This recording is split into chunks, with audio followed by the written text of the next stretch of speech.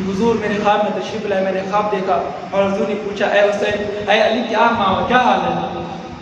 حضرت علی کے آنکھوں سے اشکبار ہو گئے. کہا حضور یہ قوم بڑی ستا رہی ہے، بہت تکلیف پہنچا رہی ہے، بہت ظلم و ستم اٹھا رہی ہے.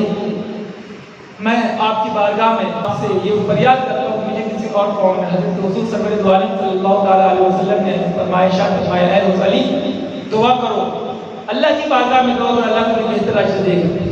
حضرت علی نے دعا کی مولا ہمیں اس قوم سے یعنی اس لوگوں سے ہٹا کوئی اچھے اور بہتر لوگوں کے بیچ بھیج دے مولا، بہتر لوگوں کے ساتھ زندگی گزر بسر کرنے کا موقع دے دے مولا، ہمیں بہتر لوگوں کے بیچ بھیج دے مولا. حضرت علی یہ دعا کی اور دعا کرنے کے بعد یہ بھی کہا مولا ہمیں بہتر لوگوں کے بیچ بھیج دے اور ان لوگوں پر کوئی ظالم حکومت کوئی ظالم بیٹھا بھی نہیں. دعا کرنے کے بعد حضرت مولا کائنات حضرت فاطمہ زہرا حضرت بی بی زینب بھی رو رہی، حضرت حسن بھی اور حضرت حسین بھی رو رہے ہیں، آنکھوں سے آنسو جاری ہے. خواب بیان کرنے کے بعد جب حضرت مولا کائنات جب گھر سے باہر دروازے پر دستک یعنی فجر کی اذان کا وقت ہو گیا، آزان نہیں کھلی، آزان کا وقت ہو گیا، جب باہر نکلے دروازے پر پہنچے کھڑا دیکھتے ہیں پورے کوفہ کی بطخیں حضرت مولا کائنات کے گھر پر آ کر آواز کرنے لگی. پورے کوفہ کی بطخیں مولا کائنات کے دروازے پر آ کر آواز کرنے لگی. تو سیدہ زینب نے پوچھا ابا حضور یہ کیا معاملہ ہے، یہ کیا بول رہی ہے؟ تو بی بی زینب حضرت مولا کائنات نے کہا اے زینب، اے بیٹی زینب، اے امام حسن، اے امام حسین، یہ رو نہیں تو کیا نہیں بلکہ یہ نوحہ پڑھ رہی ہے کیونکہ میری شہادت ہونے والی ہے، میں شہید ہونے والا ہوں. بتاؤ بیٹی پر کیا گزری ہوگی، حسنین کریمین پر کیا گزری ہوگی کہ باپ کی شہادت سے پہلے اس علاقے کی جانور بطخیں یعنی اس علاقے کے کوفے کی جتنی بطخیں تھے پوری حضرت علی کے گھر کے ارد گرد جمع ہو گئی اور اگر کاؤں کا جیسے بولتی وہ بولنا شروع کر دی. حضرت علی سمجھ گئے کہ یہ رو نہیں ہے، بول نہیں رہی ہے بلکہ یہ میرے مندر پر میرے مثال شہید ہونے پر یہ روحہ پاڑ رہی ہے. اور انہیں معلوم ہے بیٹی بھی جانتی باپ شہید ہونے والا ہے، بیٹا بھی جاننا باپ شہید ہونے والا ہے. تو بہت ساری ضرورتیں، بہت یہ لمبی تفصیل ہے، ادھر نہیں میں جا میں آگے بڑھوں. جاننے کے بعد جب مولا کائنات باہر نکلے اور الصلاۃ الصلاۃ کہتے ہوئے مسجد میں پہنچے، نماز کا اعلان کرتے ہوئے جب مسجد میں پہنچے تو وہ خبیث بھی پہنچ گیا، پیچھے پیچھے وہ خبیث بھی پہنچ گیا.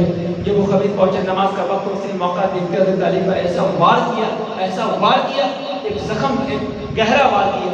جب گہرا وار کیا تو حضرت علی زخمی ہو گئے.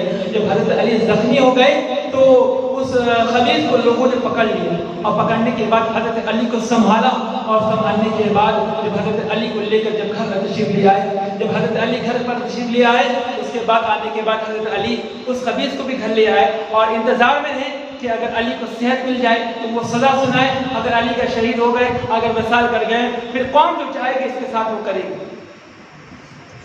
وہ بھی سامنے دے کر حضرت علی تڑپ رہے ہیں، درد میں کرا رہے ہیں، وہ سامنے موجود ہے. حضرت علی نے کہا مجھے پیاس لگی، پانی پلاؤ. تو لوگوں نے کہا کہ اگر اس وقت پانی دیں گے تو انہیں نقصان پہنچائے گا. لوگوں نے کہا کسی چیز کا شربت انہیں پلا دو.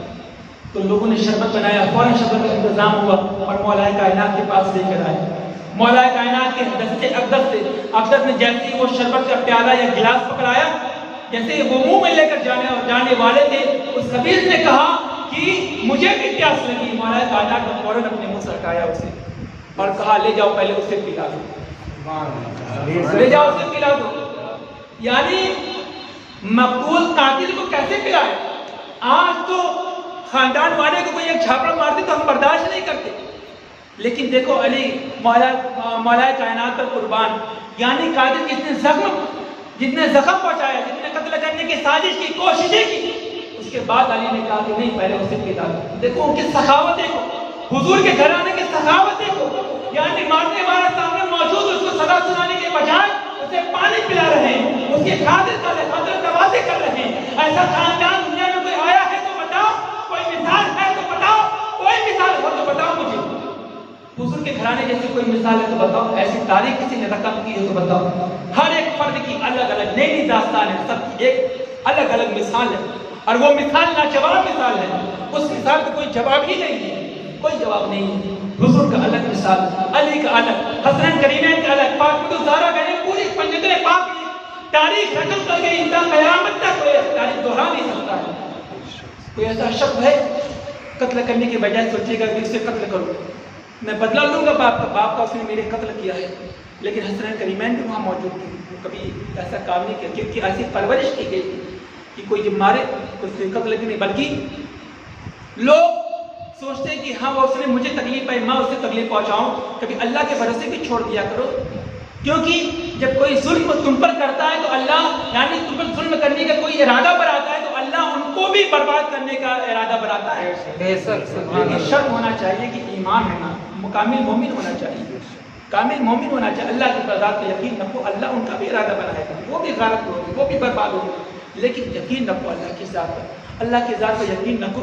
مولا کائنات نے کہا پہلے اسے پلاؤ، جب وہ لے کر گئے، لیکن اس بدبخت کو جو نصیب بھی نہیں تھا کہ مولا کائنات کے دست اقدس سے جو ہاتھ گلاس لگا ہے، اس گلاس کو اس کے منہ میں، اللہ کو یہ منظور نہیں تھا، جیسے اس کے پاس پہنچایا گیا اس نے کہا مجھے پانی نہیں پینا ہے، مجھے پانی نہیں پینا ہے۔ پھر 21 رمضان المبارک کے موقع 21 رمضان المبارک میں حضرت مولا کائنات کی شہادت ہو گئی۔ حضرت مولا کائنات دنیا سے رحلت کر گئے، دنیا سے کوچ کر گئے۔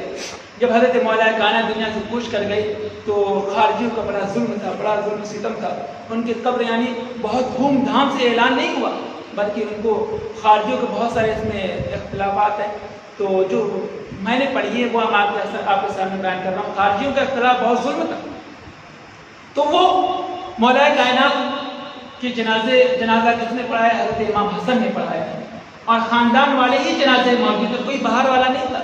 کوفہ سے کچھ دور ایک جنگل تھا، وہاں پر لے گئے، اور لے جانے کے بعد حضرت مولا کائنات کو مدفون دفن خاک کیا، اور خاک کرنے کے بعد جب واپس آئے تو حضرت امام حسین اور خاندان والے ہی جانتے ہیں کہ ان کی قبر کہاں تھی۔ یہ قبر آج ہم لوگ جو اونٹ کے گوشارہ کی طرح، یعنی اپنے پیٹ کو جب ایسے کر دیں جو پیٹ پیچھے نکلتی ہے، جس طرح آج ہم لوگ قبر بناتے ہیں، اس طرح قبر نہیں بنی، برابر مٹی کی طرح۔ یعنی انہیں معلوم تھا کہ اگر خارجیوں کو پتہ چل گیا کہ یہ مولا کائنات کے جسم سے بھی کھلواڑ کریں گے، مولا کائنات کو جسم، یعنی آج ہم تو قبر میں سونے کے بعد، مرنے کے بعد قبر میں سکون سے سو جاتے ہیں، لیکن وہ دور تھا کہ مرنے کے بعد قبر میں بھی سکون سے سونے نہیں دیتے۔ معلوم چل جائے کہ یہ فلاں کی قبر سے نکال کر اس کو گھوڑے دوڑاتے، ان کی لاشوں سے، ان کی جسموں سے بے حرمتی کرتے، وہ دور تھا۔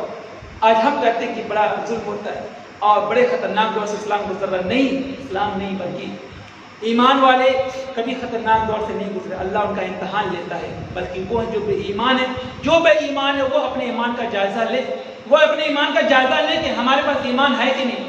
ہم نے تو بہت شکر سے زندگی گزاری، خوشحال زندگی گزاری، دن میں 3 مرتبہ کھاتے ہیں، اللہ کا شکر نہیں ادا کرتے، اللہ ہمیں نوازتا، اللہ کا شکر نہیں ادا کرتے ہیں، اللہ ہمیں بھرپور عطا کرتا، شکر نہیں ادا کرتے۔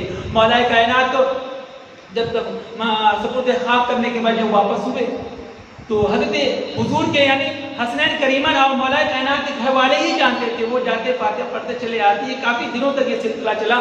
کچھ زمانے کے بعد جب ہارون رشید شکار کے لیے جب نکلا تو وہ وہاں پہنچا، مولا کائنات جس جنگل میں موجود تھے، اس جنگل میں جب پہنچا جس میں مدفن تھے، اس جنگل میں ہارون رشید پہنچا، اس جنگل کے بغل میں پہنچا تو کیا دیکھتا کہ ایک شہرن تھا، اور ہارون رشید کے سامنے سے وہ بھاگتا ہوا مولا کائنات والے جنگل میں پہنچ، جس مولا کائنات مدفون تھے، آرام فرماتے، وہاں پہنچ گیا، وہ نڈر ہو گیا۔ ہارون رشید بھی بڑا وہ سوچ میں پڑ گئے۔ ہارون رشید شکار کی گھر سے باہر گئے تھے، شکار کی گھر سے شکار کرنے نکلے تھے وہ، لیکن جیسے مولا کائنات کے جنگل کے قریب پہنچے تو ہارون رشید کا شکار سے من ہٹ گیا۔ وہ شکار کرنے کا ان کا من نہیں کیا کہ میں شکار کروں، وہ ان کا من ہٹ گیا کہ میں شکار نہیں کروں گا۔ تو پھر وہ پریشان ہو گئے کہ جنگل سے اتنی خوشبو، اتنی بہترین خوشبو کیوں آ رہی ہے، کیا معاملہ ہے۔ وہ شکار کی بجائے اب وہ خوشبو کا راز پتا کرنے لگے، اور پہلی بات یہ کہ جنگل سے اتنی خوشبو بہترین کیوں آ رہی ہے، اور دوسری بات اس جنگل کے جانور اتنے بے خوف کیوں ہیں کہ سامنے انسان کھڑا ہے جو انسان جانوروں کا شکار، یعنی وہ شکار کرنے کے سے تکلیف پہنچائے گا، لیکن وہ جنگل کے جانور بھی بے خوف تھے۔ کیوں بے خوف تھے؟ انہیں معلوم تھا میری محافظ، میری حفاظت کرنے والا مولا علی یہاں موجود۔ سبحان اللہ، سبحان اللہ، بے شک وہ بے خوف، وہ ہرن گھوم رہا ہے، اور ہارون رشید دیکھ کر بڑے پریشان، بہت سوچ میں پڑ گیا، آخر معاملہ کیا ہے، جنگل کا آخر کیا وجہ ہے، آخر جنگل میں کیا خاصیت ہے جو یہاں سے اتنی طرح طرح کی ہر منٹ نئی نئی خوشبو آ رہی ہے، مشک عنبر گلاب کی خوشبو ہر منٹ خوشبو بدل رہی ہے، خوشبو پھیل رہی بدل رہی ہے، پھر دوسری خوشبو بدل رہی ہے، آخر معاملہ کیا ایسا راز اس جنگل میں چھپا ہے، اس جنگل کا ایسا کیا معاملہ ہے، اس جنگل تک کیا چھپا ہے جو رب ہر منٹ کا خوشبو بدل لے؟ کیا معاملہ ہے؟ حضرت ہارون رشید نے فوراً پتا کیا. جب اندر جنگل میں گئے تو کیا دیکھتے ہیں کہ ایک بوڑھا شخص کنارے جنگل کے بیٹھا ہے. وہ بابا بیٹھے ہیں.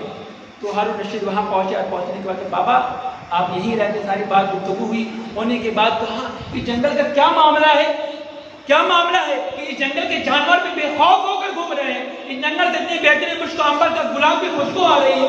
آخر کیا معاملہ ہے؟ اس جنگل کا رہس کیا ہے؟ ہارون رشید نے بتایا اور اس بابا نے بتایا کہ اس جنگل میں مولا کائنات کی تربت ہے. اس جنگل میں مولا کائنات کی تربت ہے.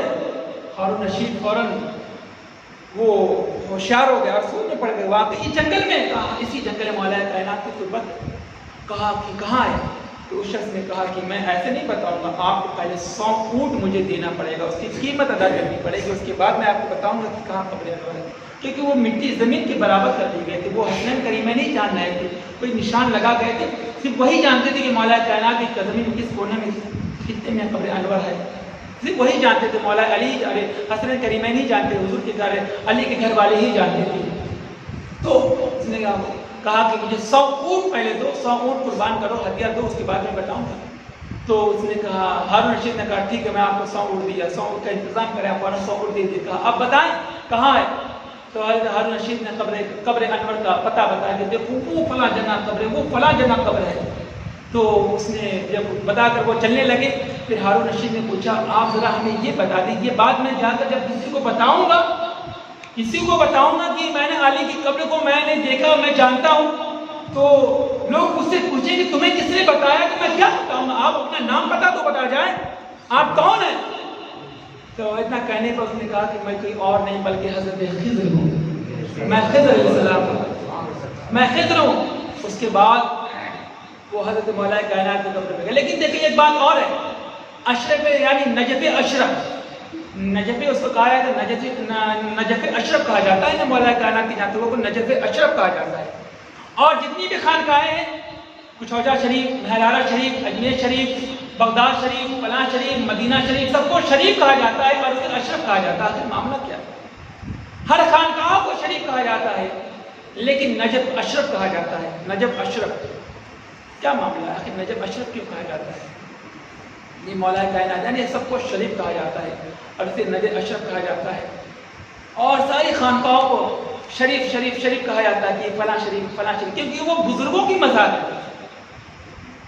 وہ خانقاہ میں اجمیر شریف ہے, مخدوم پاک کچوجہ شریف ہے, ماہم شریف ہے, بلائم شریف ہے, علیہ شریف ہے, اور بلگرام شریف ہے, کچوجہ شریف ہے, اور بہرائچ شریف ہے, فلاں فلاں فلاں شریف ہے, دیوسر شریف ہے, اور کیا بولتے ہیں مؤگن شریف ہے. یعنی ہر شریف شریف ہے. لیکن وہ نجف اشرف, وہ اشرف کیوں ہے؟ وہ بھی جو خانقاہ ہے وہ اشرف ہے. مدینہ شریف ہے, مدینہ بھی شریف ہے, لیکن یہ اشرف کیوں ہے؟ یہ اشرف کیوں ہے؟ کیونکہ جتنے خانقاہ والے ہیں تو وہ سب اللہ کے ولی ہیں, اور یہ ولی ہے وہ ولیوں کے امام ہے, وہ امام الانبیاء, یعنی یہ ولی ہیں اور ولیوں کو وہ امام ہے, ولیوں کے امام ہے. اسی لیے ان کی نجف اشرف کہا جاتا ہے, نجف اشرف کہا جاتا ہے, اس لیے نجف اشرف کہا جاتا ہے. میرے بھائی یہ مولا کائنات کی داستان تھی. دیکھیے آج مولا کائنات کی